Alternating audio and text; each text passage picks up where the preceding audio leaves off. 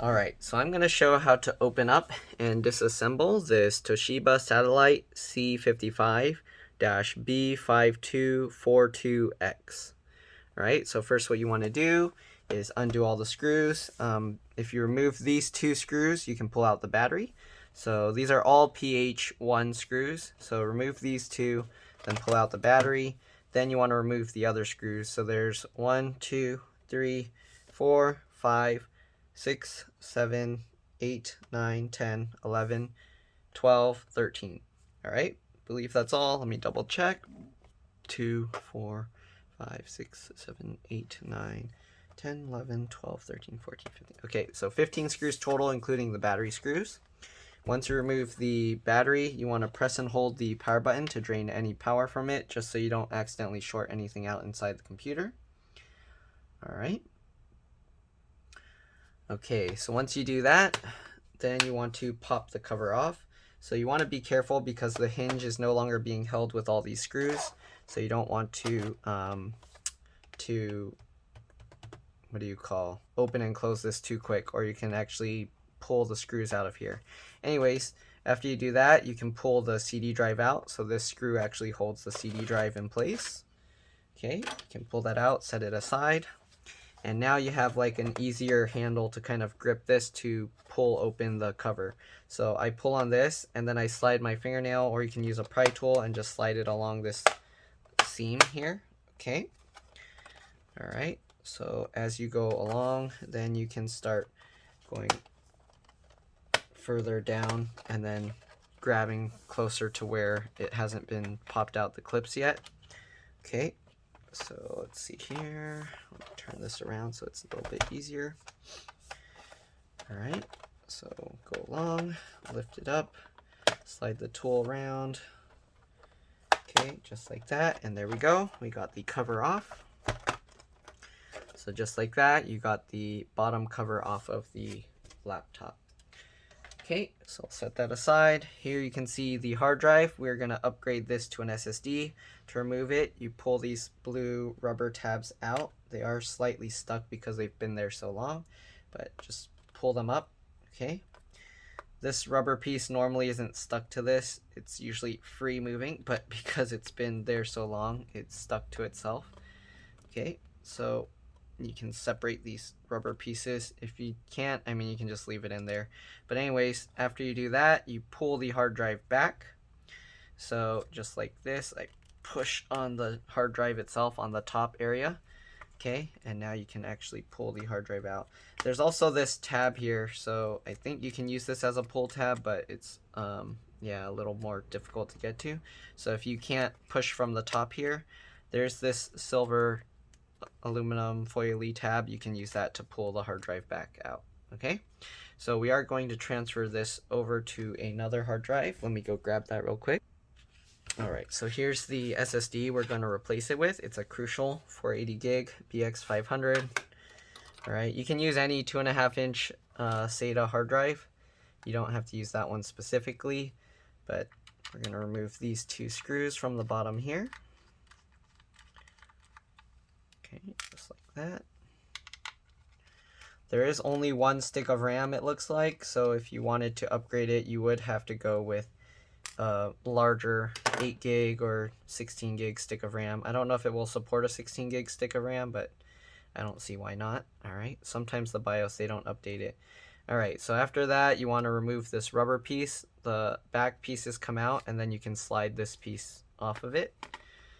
Okay, take the other one, slide the new hard drive in. Well, actually, let's see if we can move this foil piece over.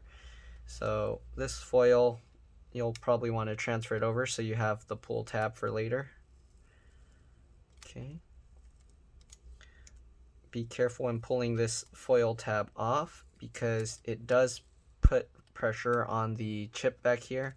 You don't want to damage that, otherwise you won't be able to get your data off of it.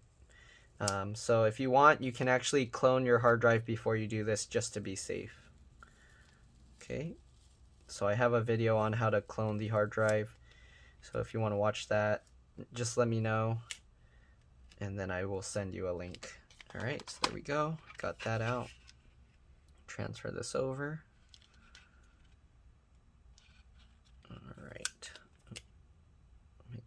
it's all lined up properly. Okay, stick it down. Then we'll add the screws. So it's surprising they actually use screws just to hold this adhesive thing in place. Okay, let's zoom in a little bit more. Oops. Don't need to stare at my leg. Okay, so there we go.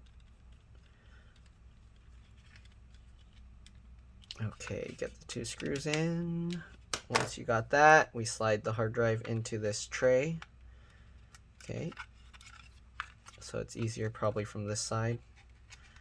Slide that in, and then put the other rubber parts on top, just like that. Here we go, and then slide the new hard drive or SSD into place, just like this. Did I put it upside down? I think I might have put it upside down. Okay, so this side I think you want it to go on top. Is that right? No, I think that's this way. Okay, that was right the first time. Just like that. Okay, because these screw holes are on top. Okay, so let's put the hard drive in. Line it up, slide it in, make sure the sides go in, and then you can push these rubber things back in place. Okay, just like that. Okay, so that holds itself in place. It won't move anywhere. So we got the SSD installed. Okay, so we got the LED lights board here. If you want to remove that, you probably won't ever need to remove this, but if you do, peel up this yellow Kapton tape. This is thermal resistive electrical tape. All right, peel that up. Then you can push this little tab up and then you can pull the cable out. So all of these seem to have the same type, or not all of them, but most of them have that kind of connector, a lot of laptops. So you got the same thing here for the SD card reader. And then the SD card reader actually connects to the trackpad itself. So the trackpad connects down there, and then everything connects to the main board here. So let me do a close-up to show you how you remove that. Maybe I should do the RAM next actually. But to remove these cables, there's these little tabs that stick out. You just pull it forward. So you can see it slides down, and then you can pull this out. Okay, so we're gonna leave that in. I actually need to start the cloning process of the hard drive, so I'm gonna take the hard drive out and start that and then show the rest of this. All right, I'll be back. All right, so I'm back. So we did this connector. This is the keyboard connector. Basically disconnects the same as the trackpad / SD card reader slot. Basically just take this tape off and then pull these 2 tabs back. All right, so this looks like it should have had a CMOS or BIOS battery there, but it doesn't have one, so that's kind of strange. Maybe they're using the battery here as the CMOS battery. All right, for the RAM, let's see here. So this is actually DDR3, so PC3L 12800S. So if you need to upgrade the RAM, this is what you need. All right, there you go. So, yep, I definitely don't have that. 8 gigs of RAM. Okay. Then you got the LCD cable. So this one is a nice connector. You just peel up the tape here. I don't want to take it out, but after you do that, you just pull that connector out. You have the power button board is on a separate board. So if you need to remove that, it has a little flip tab just like the connector down here. And then you have to take these screws out. There's some screws holding this, but to remove this, you'd have to remove the hinge screw, and then you can pull this whole thing up. I'm gonna make sure the screw's tight. I'm not gonna take it out because the customer just needed that one repair. Oh, this hinge cover's actually breaking a little bit. So that's what I was talking about, how these hinges are a little weak, so you need to make sure it has all the screws. Okay, so there's only one screw holding this side as well. So the case actually holds down these screws. So what I'm going to do to strengthen this, I'm going to add some thread locker. Oh, I think this screw's not going to come out, so I have to leave it in. So when I put the case back, I'm going to add this thread locker stuff, and that will hold the hinge down a lot better. If you have to remove this and your hinge or the screw mount is broken, it's going to be very difficult. You kind of have to be prying up the hinge while you undo this, so that way the screw will hold on better. Though you can just rip the screw mount out of this cover, and then you can add some epoxy in there to hold it better. Alright, so let's see, did I miss any connectors? We got this connector here with the USB port, the headphone jack, and the Ethernet port. Alright, so if you want to remove that, same thing, this connector is just like this one. You just pull these tabs out, and then you can pull this up. Then you got the DC jack connector here, so that's the charge port. And that, you just grab the wires and you just wiggle it as you pull, and it will eventually come out. Don't try and yank it out really hard, you just have to keep wiggling and pulling. And then you got the speaker connector here, so to remove that, same thing, you just grab the connectors and you just keep wiggling as you pull it. Let me see if I can do a close-up. So this is like most of the other, a lot of laptops will all use this type of connector, but basically that, you just keep wiggling it. Okay, it might be tough to remove this, so you just gotta keep working at it.